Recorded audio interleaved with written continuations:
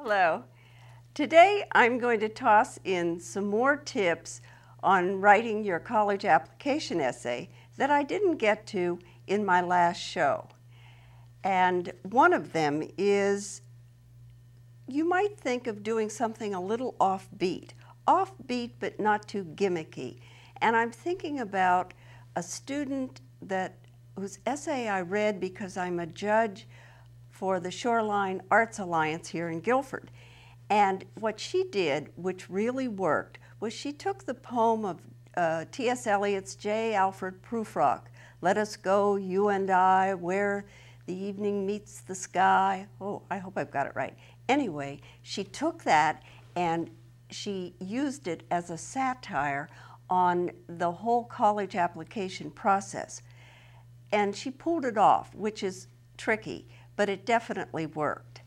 So if you have an idea like that, at least try it out. You know, it's worth writing one draft of it.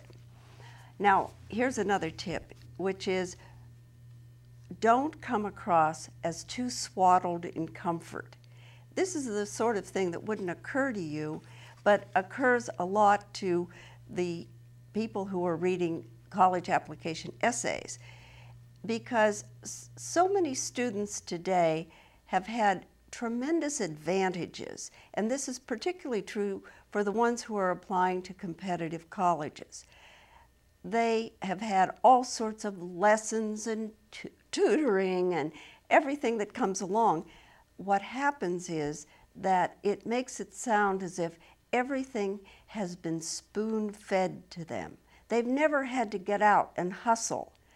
And it's hard to make yourself sound like a genuine person who hasn't had an easy ride in life.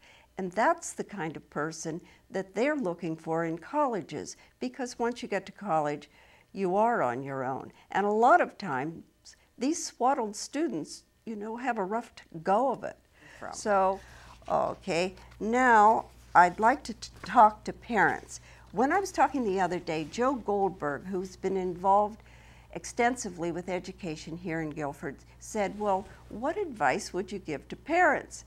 And I thought, oh, the parents. Then I realized I was one of those parents. I was not a helicopter parent. I was more like a stealth fighter parent, that I would, you know, let the kids do their thing, benign neglect. And then all of a sudden I'd realize something was really important.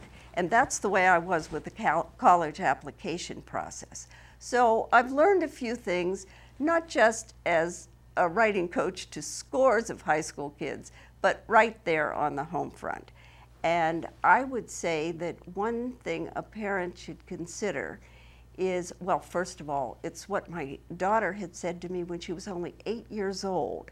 And she said, "Mom, you should go to Bible school." And I said, "What's Bible school?" She said, "I'll do what you want if you pay me." Now, I'm not saying you should bribe your kids, but it is a good idea to get them through this essay writing business, to think about carrots, you know, the keys to the car, things, a weekend away, something like that, so that they feel that there's something at the end of it that is good for them. I would say also there are two approaches you might use, and I used one on one child and one on another. One approach is to tell them to write their essay to the college they'd most like to go to. Now, with my daughter Sarah, I asked her anywhere in the world, where did she want to go to? And she said, the University of Sydney in Australia. And so, having said that she could go anywhere, we had to go through the whole process of applying there. And she was going to go. Fortunately, the University of Michigan accepted her, and it turned out to be a very good choice for her and closer to home. However, it got her galvanized to write her college application essay.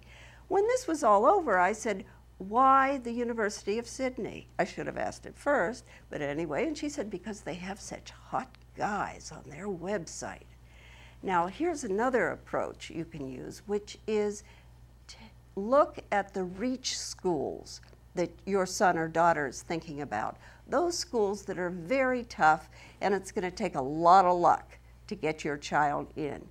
And pick the toughest of your reach schools, you know, Harvard, Yale, Princeton, whatever, MIT, and tell them to write their essay for that school.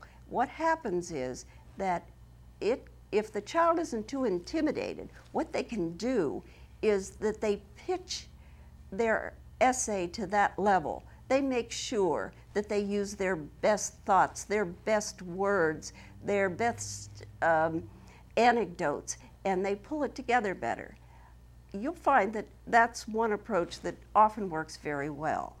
Now, parents often ask me about, is it a good idea to use a writing coach or to use a college application counselor? Yes, it can be. I would say, you know, pick somebody that you're comfortable with and you think that your son or daughter is going to be comfortable with. You can also go on the internet. On the internet, there's a tremendous amount of good advice. But when it comes to writing the essay, here's the problem, is that the people on the internet, maybe you're in California and you're in Maine, and they don't really know your student. So what happens is they write a very smooth, proficient essay. And that's the problem, is that often they do a lot of the writing. And it doesn't come across as really your particular student. And another problem with it is that the college admissions people can smell that. And if they have real questions, they often call the school guidance counselor and talk to them and say, does this sound like the student? So you have to watch out for that. With college counselors, what I would say is people are often intimidated by, they just don't have the money to do the whole process. And maybe they don't need the whole process. Maybe you and your student are very good at filling out the forms. Watch, I said you and your student. Let's hope it's your student. And so you don't need advice along those lines, but you may need advice about something else, about finances, which is a tricky business. So you can save yourself a lot of time, and you can talk to a counselor about just approaching that one particular part of the application process. All right, so now we get to revision and revising the essay. And here again, I would say my daughter Sarah would tell her friends at school who would come to me, and she would say, don't show my mom anything you write. She'll make you rewrite it. And that's absolutely true. You'll find professional writers think nothing of doing 5 drafts of something, and 20 drafts is not out of the question. So you have to leave yourself enough time to be able to revise your essay. That's the time when you stand back and first do the basic editing. You say to yourself, does this sound like me? Are my stories interesting and intriguing? Have I used good transitional sentences? How about my opening sentence? Is it a grabber? What about the closing paragraph? Is it strong? Is that last line one that they'll remember? So you want to go through that process, and then you get to the point where you look at it for spelling and grammar. Don't get so fixated on that early on, nor should you get fixated on how long your essay is. You know, don't go wild, but you can trim it at the end. It's better to overwrite, and it's better not to worry too much about spelling and punctuation while you're in the process of writing it. So my final word on all of this is that you are going to be so much happier, parent and child, when this is over.